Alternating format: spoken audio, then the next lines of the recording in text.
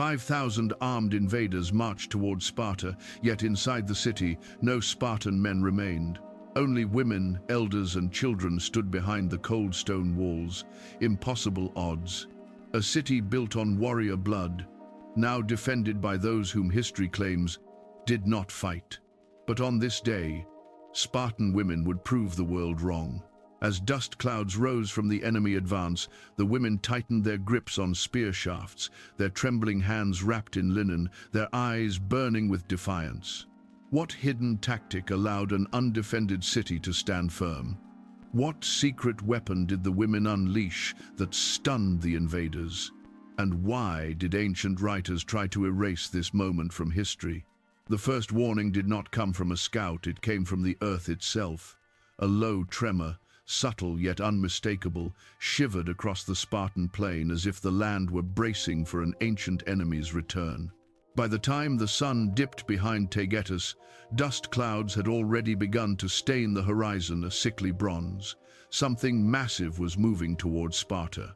Inside the city, Queen Archidamia stood in the council hall. Her fingers pressed against cold bronze railings as a trembling messenger delivered the news. Pyrrhus of Epirus marches here, and he brings 5,000 warriors. For a heartbeat, the room fell silent. No Spartan men remained. Every able warrior was away on campaign. Sparta, the city of Leonidas, was exposed like never before. But Archidamia did not bow to fear. She rose slowly, her aged features hardened by decades of Spartan discipline, and declared that no woman of Sparta would abandon her home. Her voice echoed off stone walls like a war drum, and in that instant, the fate of the city shifted. Torches blazed to life throughout the agora. Mothers gathered tools, daughters hauled stones, elder women inspected the city's defenses with stern, unblinking eyes. The air vibrated with urgency, hammers striking wood, shovels biting earth, the sharp clatter of spearheads being fitted onto shafts. Sparta was awakening not as a city preparing to flee, but as a city preparing to endure. Beyond the walls, the enemy vanguard crested the ridge, their armor flickering in the failing light, like a serpent of polished iron winding toward its prey. The women formed silent lines along the half-built earthworks, shadows stretching long behind them. And as the first Epirote scouts approached, Archidamia whispered to her people, "Hold! Tonight, the world learns what a Spartan truly is." Night fell heavily upon Sparta, not as a blanket of rest, but as a weight pressing against every heart. The torches lining the narrow streets flickered in nervous winds, casting trembling patterns across stone walls. Inside their homes, women tried to move with purpose, yet even the strongest among them felt a cold knot tightening deep within their chests. Fear had entered the city long before the enemy would. Queen Archidamia paced the dim council chamber, her shadow stretching across the floor like a restless spirit. For all her strength, doubt gnawed at her edges. What if she had doomed them by choosing to stay? What if her defiance became the spark that consumed Sparta itself? She pushed the thoughts aside. Spartan leaders did not yield to ghosts of the mind, but even she could not silence the tremors of uncertainty that flickered beneath her calm. Throughout the city, women sharpened wooden stakes, stacked stones, and tied makeshift bandages with hands that trembled more from emotion than effort. Mothers hid fear behind stern expressions as their children watched, learning that courage sometimes looked like holding back tears. Daughters whispered to one another about the enemy's reputation, Pyrrhus, the one called the Eagle of Epirus, a commander who bent entire cities to his will. Some suggested sending envoys to sue for peace. The idea died the moment it was spoken. Spartan honor left no room for surrender. As the last torch was lit along the earthworks, the distant rumble returned, faint, rhythmic, inexorable. The invaders were closing in. The sky seemed to shrink, the air thickening with the promise of violence. Archidamia stood atop the unfinished wall and looked across her city, her people illuminated in wavering gold. They were not warriors by trade. They had not trained for this night. But as the darkness deepened, Sparta's women understood a truth their ancestors had carved into their bones. If they broke, the city broke with them. Morning bled into Sparta with a harsh, colorless light, the kind that reveals every flaw, every weakness. Before the sun had fully risen, the women were already at work, shaping the land itself into their shield. Trenches carved the outskirts of the city like deep scars in the earth, while hastily built barricades rose in jagged lines, half wood, half desperation. The terrain became their silent ally. The ground sloped down toward the city from the north. Any approaching force would be funneled into narrow paths where numbers meant little. Arachidamia walked these choke points herself, her feet crunching on gravel, her eyes calculating every angle as if she had spent her life studying warfare. But beneath the determination simmered fractures. Arguments broke out. Some feared the trenches were too shallow, others demanded more time they did not have. Sweat stung their eyes, hands blistered, shoulders burned, yet none stopped. Every shovel strike, every lifted stone was a vow carved into the soil. We will not surrender. Behind the earthworks, other women crafted hidden pits lined with sharpened stakes, covering them with branches and loose dirt. Younger girls hauled water and food, their faces streaked with dust, their breaths quick with both effort and fear. Elders inspected spears for balance, checking wood grain with fingers that had once braided the hair of warriors long dead. Overhead, vultures traced slow circles across the pale sky, as if foreseeing the feast that might come. The air felt charged, thick with anticipation. Even the wind carried an unfamiliar static, each gust whispering of iron and violence. Then, just before noon, the first true sign appeared, a distant shimmer on the hills. Then, another. Not dust, metal. Pyrrhus's army was nearing the final ridge, their ranks a dark river of steel flowing towards Sparta. The women paused only long enough to steady their breath.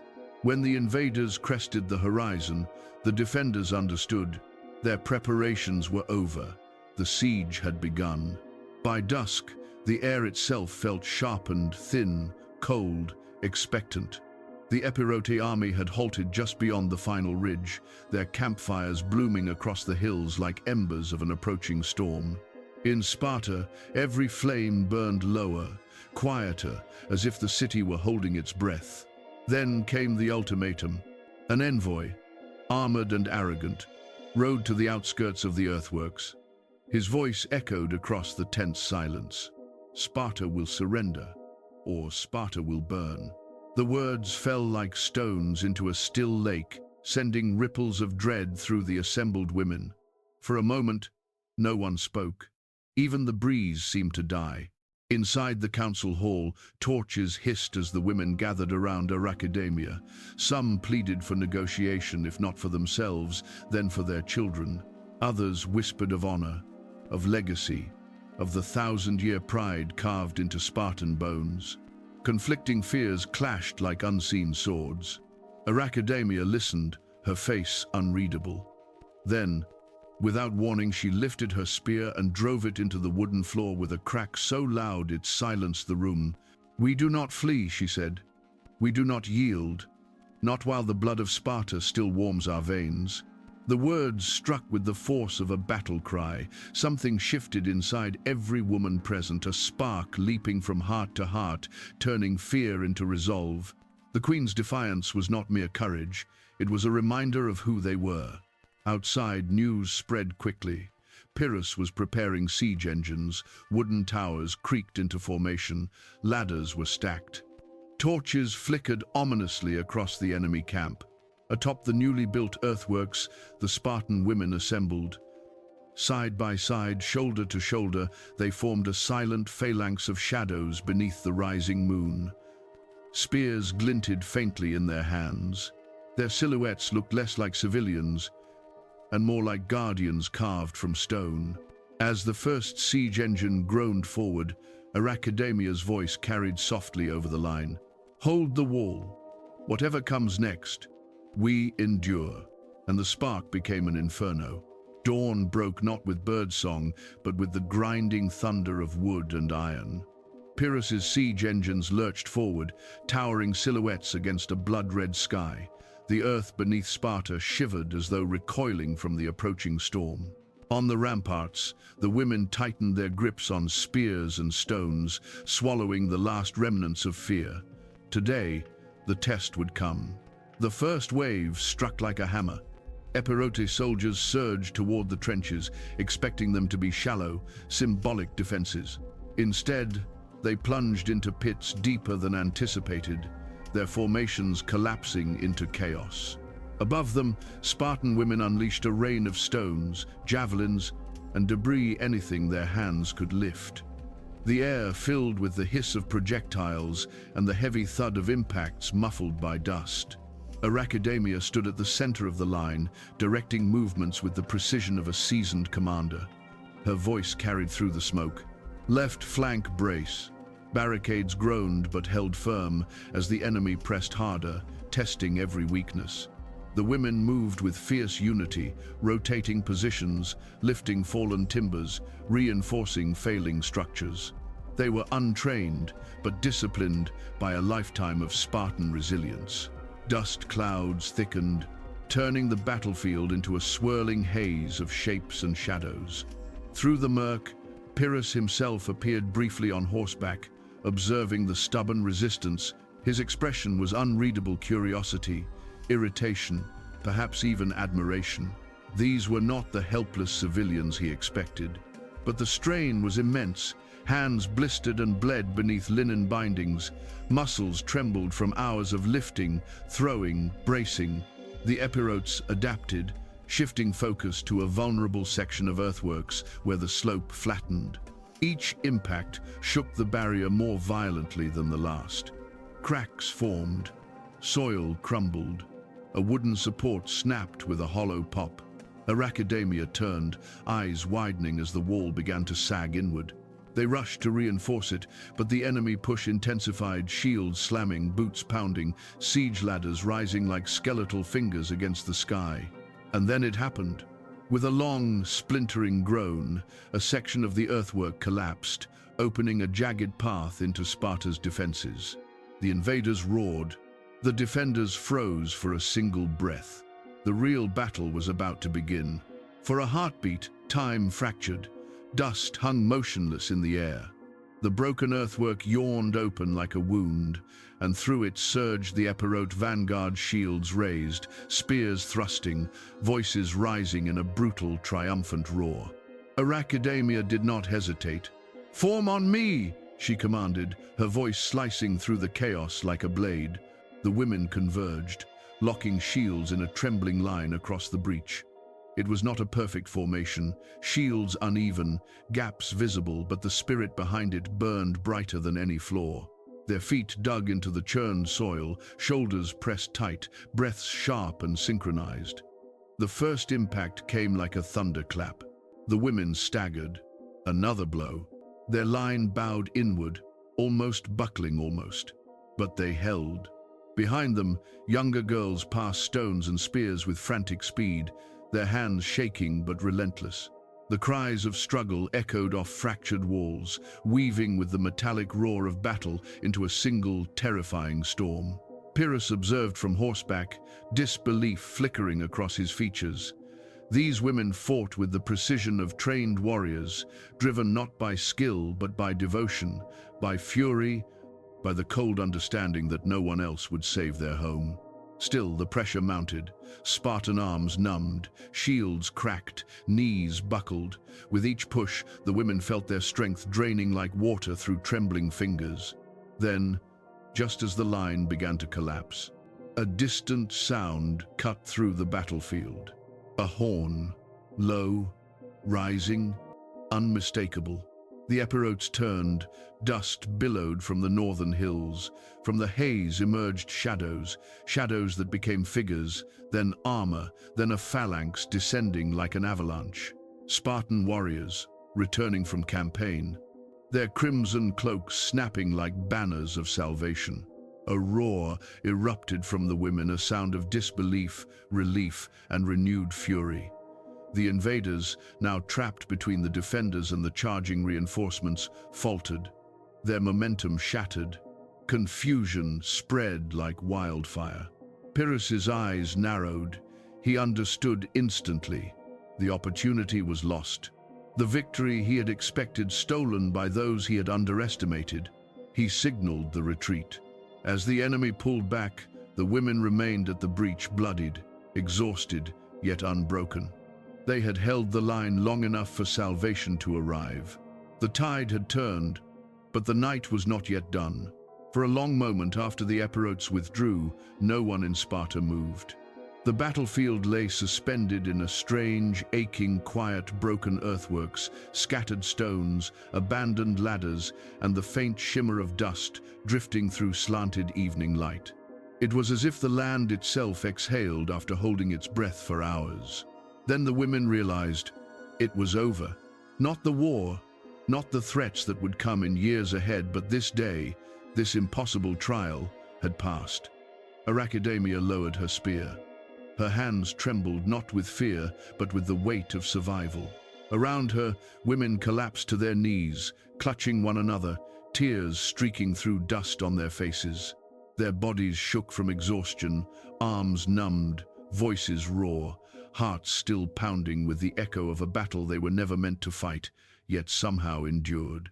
From the northern hills, the returning Spartan warriors arrived in full, running toward their families with a mixture of relief and disbelief.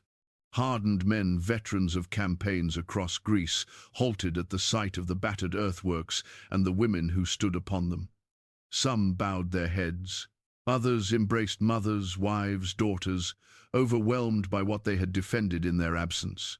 Word spread quickly across Laconia and beyond. Sparta had been saved not by its warriors, but by its women. Messengers carried the tale to neighboring cities. Rumors twisted into legends. Historians would later dismiss or diminish their role, but survivors knew the truth. Without the women's iron resolve, Pyrrhus would have seized the city before the army returned. Yet beneath the pride lay a shadow.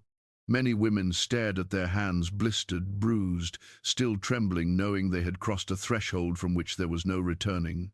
They had learned what it meant to hold the fate of a city in their grasp. As night fell, torches lit the walls once more. Flames danced above the earthworks in silent tribute. On this night, the women of Sparta had not merely survived. They had become legends. In the days that followed, Sparta woke to a new kind of quiet, not the silence of fear, but the stillness that comes after a revelation. The smoke of battle had long drifted away, yet something profound lingered in the air, woven into the very stones of the city. The women walked through the agora not as mere citizens, but as those who had once stood at the edge of annihilation and did not break. Across Greece, whispers of their stand spread like wildfire. Some called it impossible, others dismissed it as exaggeration. But within Sparta, no one doubted what they had witnessed. Courage that defied tradition, defied expectation, defied the limits of what history claimed women could do. And though ancient writers would later soften or obscure their role, the truth lived stubbornly in the memories of those who survived. Arachidamia often stood alone at the rebuilt earthworks, watching the horizon as if listening for an echo only she could hear. She knew that wars would come again, empires would rise, crumble, and be replaced. But what the women had done, what they had proven, would outlast any king or conqueror. They had shown that a city's strength is not bound to swords or shields, but to the unyielding will of those who refuse to surrender when all seems lost. The final scene settles on a mother teaching her child beside a hearth, her voice steady as she tells not of Leonidas nor of great kings, but of the night Spartan women stood in his place. Her words drift upward like embers. Remember, child, courage is not born in men or women. It is born in those who choose to stand. Thus the echoes of defiance lived on quiet, eternal, unbroken.